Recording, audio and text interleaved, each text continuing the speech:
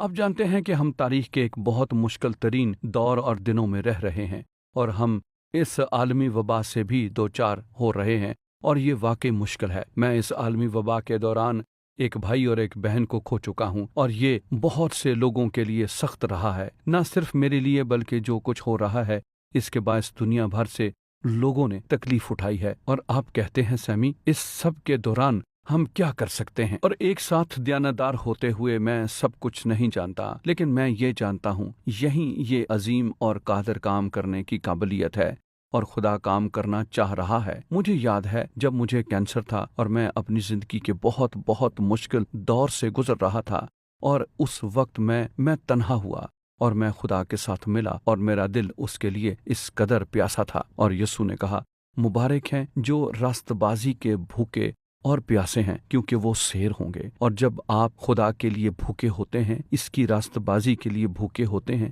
उसको जानते हैं और उसकी मर्जी पूरी करने के लिए भूखे, और वो आपको जरूर शेर करता है। और मैं आपको बताता हूँ कि खुदा की हजूरी के अजीम औकात, बहाली के अजीम लम्हात उन शिकस्ता दिलों से आते हैं। उनकी भूख और प्यास के औकात यही हैं। फोर्ट क्लॉथ में एक सेमिनरी में एक अजीम मर्द खुदा डॉक्टर रॉय फिश एक प्रोफेसर थे। मैं और वो एक रूहानी बेदारी पर एक प्रोग्राम में इकट्ठे थे और किसी ने उनसे पूछा, उन्होंने कहा, डॉक्टर फिश, चीजें बहुत बुरी दिखती हैं, ये बहुत नाउम्मीदी की दिखती हैं, क्या आप समझते हैं अमेरिका के लिए कोई उम्मीद है? और मैं कभी नहीं भूलूंगा जो उन्होंने कहा। अब देखते हैं, डॉक्टर फिश ने उस नौजवान को देखा जिसने सवाल पूछा था और उन्होंने कहा, सिर्फ एक ही उम्मीद है और वो ये है कि हम नाउम्मीद ना हों। आप देखते हैं कि जब हम नाउम्मीद होते हैं तो हमारी वाहिद उम्मीद पर निगाह करना होता है और यही है जहां दर हकीकत हमारी उम्मीद होती है। जी हाँ, ये आपके अंदर यीशु मसीह की उम्मीद है, यानी यीशु मसीह नूर और जलाल की रोशनी और उम्मीद है। और जब तारीकी आपकी जिंदगी में आती है,